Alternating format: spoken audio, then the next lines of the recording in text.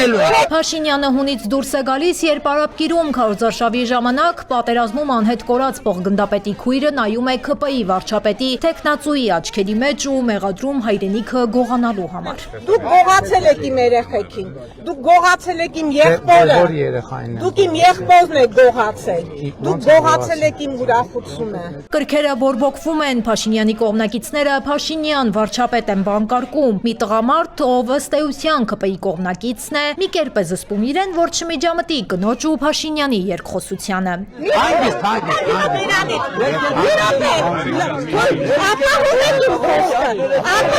Թեև անհետ կորած փոխգնդապետի քույրը չի խոսում որևէ ընդդիմադիր ուժին սատարելու մասին, Փաշինյանը հոխորտում է ու սպառնում իր գործելավոճին հավատարիմ հիշում նախկիններին։ Եթե դուք ռոբն եք, մենք քեզ պետք կզածնելու ենք։ Եթե դուք ռոբն եք, ռոբիներ ենք կզածնելու, կալուգացիներ ենք կզածնելու, գագոյներ ենք կզածնելու, սերժիներ ենք կզածնելու։ Փաշինյան քաղաքացի լեզվակռիվը չի հանդարտվում, ԿՊԻ վարչապետի տեխնացուն դուրս է գալիս ափերից, ամեն գնով ցանկանում այնպես անել, որ կինը մինչև վերջ լսի իրեն։ Մի րոպե, արի մի րոպե մի գնա։ Ռոբերտ Սերջը եւ մյուսները, ովքեր մի րոպե հանգիստ։ Լսեք, եթե լսեցի դուք ինձ լսեք։ Քաղաքացին հարցնում է Փաշինյանին 8 տարի երկիր է կառավարել, մի լավ բան արել է, Փաշինյանն էլ թե Առողջության ապահովագրություն, թոշակ, բնակարան, մի միլիարդ Խոսալություն եմ ես Բան չեք եկել, ոչ։ Փաշինյան քաղաքացի վեճը տևում է 5.5 րոպե։ Հետո միայն պարզ է դառնում, որ կինը 44 օրյա պատերազմի ժամանակ անհետ կորած Հրանտ Պապիկյանի քույրն է, մասնագիտության բժիշկ Արփինե Սողոյանը։ Եղբայրը Հրանտ Պապիկյանը զինված ուժերի ռազմաբժշկական ծառայության ամենափորձառու բժիշկներից էր։ Նա 44 օրյա պատերազմի օրերին Հադրութի ուղությամբ տեղակայված զորամիավորման բուժծառայության պետն էր։ Հոգու պորտքումը դա իմ հայրենիքի կորուստն է։ Եթե ես եղբորս կորցնեի, չեմ ասում հաղթանակա, շատ լավ կլներ, որ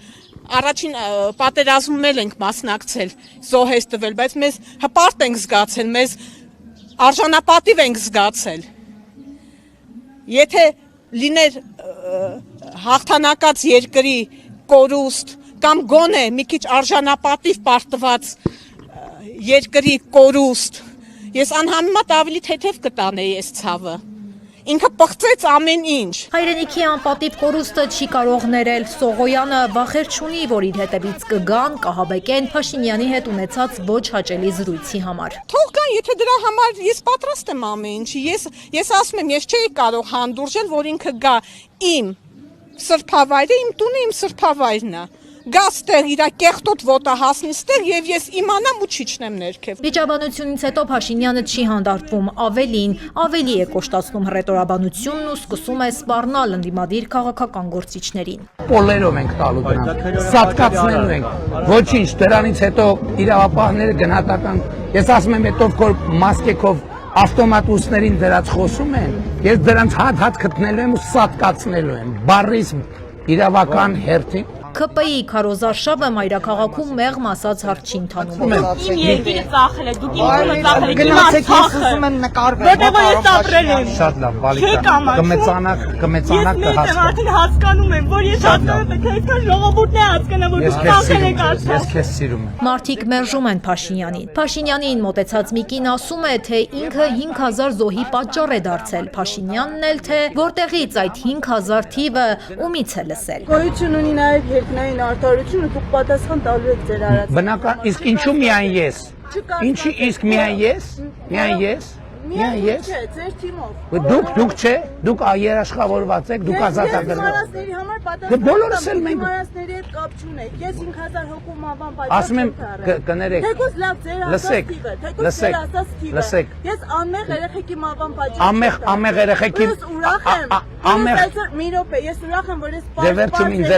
պարզ ճակատ եմ։ Ես ոչ մի անգամ ձեզ քվե չեմ տվել, ու իմ ձեռքերը այսօր արյունոտ չեն։ Ես ձեզ հետ մասնակից չեմ եղել, ես շատ ուրախ եմ։ Կանանց վրա հարձակում չկա, վստահեցնում է Փաշինյանը, ինքը հարգում է գեղեցիկ սեռի ներկայացուցիչներին։ Ահա այսպես է պատասխանում, երբ մի կին մոտենում է իրեն ու հորդորում, որ վերջ տա կոպիտ խոսույթի կիրառմանը։ Հաճելի չէ, երբ տղամարդը իրեն այդպես է պահում։ Մի քիչ ժողովրդի հետ խոսալիս փոխեք այդ տոնը։ Որ տոնը։ Այդ կանանց վրա հարցակում է։ Կանանց վրա հարցակում Ես չկա։ տեսել եմ YouTube-ն էլ է ցույց տալիս աղա։ Կանանց վրա ոչ մի հարցակում չկա, հարցակում կա։ Ես կանանց հարգում եմ, որ բոլոր քաղաքացիներին էլ հարգում եմ։ Մարդիկ սրտնեղած են Փաշինյանի անադեկվատ վարքից, հարցնում են, ինչպես է կառավարել երկիրը այսքան թույլ նյարդեր ունենալուն զուգահեռ։ Հունիսի 7-ը ճակատագրական է Հայաստանի համար, պնդում են քաղաքացիները, հորդորում ժամանակն է ճիշտ ընտրություն կատարել։